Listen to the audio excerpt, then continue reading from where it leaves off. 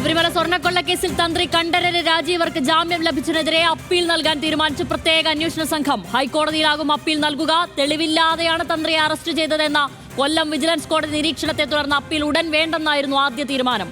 ഇതിലാണ് പുനരാലോചന നടത്തി അപ്പീലിന് പോകാൻ ഇപ്പോൾ SIT തീരുമാനിച്ചിരിക്കുന്നത്. ശബന ചേർന്ന വിവരങ്ങളുമായി. ശബന, ആദ്യം അപ്പീലിന് പോകേണ്ട എന്നായിരുന്നു തീരുമാനിച്ചിരുന്നത്. നിലവിൽ പുനരാലോചിക്കാനിടയാക്കിയ സാഹചര്യം എന്താണ്? വിവരങ്ങൾ. എന്തായാലും SIT ഇത്തരം ഒരു തീരുമാനം എടുത്തിരിക്കുന്നു എന്ന് തന്നെയാണ് നമുക്കിപ്പോൾ ലഭിക്കുന്ന വിവരം. കാരണം ഇതുമായി ബന്ധപ്പെട്ട് SIT തെളിവുകളുടെ അടിസ്ഥാനത്തിൽ തന്നെയാണ് തന്ത്രിയെ അറസ്റ്റ് ചെയ്തത്. ഈ അറസ്റ്റ് തെളിവില്ല എന്ന വിചാരണ കോടതി അല്ലെങ്കിൽ കീഴ്ക്കോടതിയുടെ പരാമർശം അത് SIT തള്ളിക്കളയുകയാണ്. കൃത്യമായ തെളിവുകളുടെ അടിസ്ഥാനത്തിൽ തന്നെ അറസ്റ്റ് ചെയ്തതാണ്. അതുകൊണ്ട് തന്നെ ഈ കേസിൽ ജാമ്യം ലഭിച്ചുകൊണ്ട് സെഷൻസ് കോടതി നടത്തിയ പരാമർശങ്ങൾ അത് ഒഴിവാക്കണമെന്നും ഈ ജാമ്യം റദ്ദാക്കണം എന്നുമാണ് സെഷൻസ് കോടതിയുടെ ഉത്തരവിനെതിരെ ഇപ്പോൾ SIT ഹൈക്കോടതിയെ സമീപിക്കാൻ ഒരുങ്ങുന്നത്. അടുത്ത ദിവസം തന്നെ ഹൈക്കോടതിയിൽ ഇതുമായി ബന്ധപ്പെട്ട അപ്പീൽ ഫയൽ ചെയ്യും എന്നാണ് അറിയാൻ സാധിക്കുന്നത്. ഏതായാലും SIT തന്ത്രിയെ അറസ്റ്റ് ചെയ്ത നടപടിയിൽ നിയമവിരുദ്ധതയില്ല, അല്ലെങ്കിൽ തെളിവുകളുടെ അടിസ്ഥാനത്തിലാണ് അറസ്റ്റ് ചെയ്തത് എന്ന നിലപാടിലെത്തിയിരിക്കുന്നു. അപ്പീൽ നൽകാൻ തന്നെയാണ് തീരുമാനം എന്നാണ് ഇപ്പോൾ നമുക്ക് വ്യക്തമാകുന്നത്.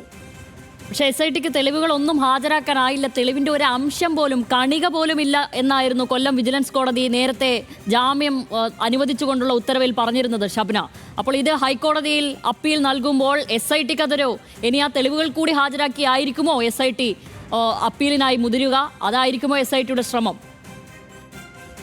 SITയെ സംബന്ധിച്ച് SIT തന്ത്രിയെ അറസ്റ്റ് ചെയ്യുമ്പോൾ തെളിവുകളുടെ അടിസ്ഥാനത്തിൽ മാത്രമാണ് അറസ്റ്റ് എന്ന നിലപാടിൽ തന്നെയാണ് SIT ഉള്ളത്. അത് വിചാരണ കോടതി അത് വേണ്ട വിധത്തിൽ ഈ തെളിവുകൾ പരിഗണിച്ചില്ല എന്ന വാദമായിരിക്കും ഒരുപക്ഷെ ഹൈക്കോടതിയിൽ ഉന്നയിക്കുക. കാരണം ഒരാളെ അറസ്റ്റ് ചെയ്യുമ്പോൾ തെളിവുകളില്ലാതെ ഇത്രയും പ്രമാദമായ ഒരു കേസിൽ അല്ലെങ്കിൽ ഇത്രയും ഒരു വ്യക്തിയെ അറസ്റ്റ് ചെയ്യുമ്പോൾ തെളിവില്ലാതെ അറസ്റ്റ് ചെയ്തു എന്നത് സംബന്ധിച്ച്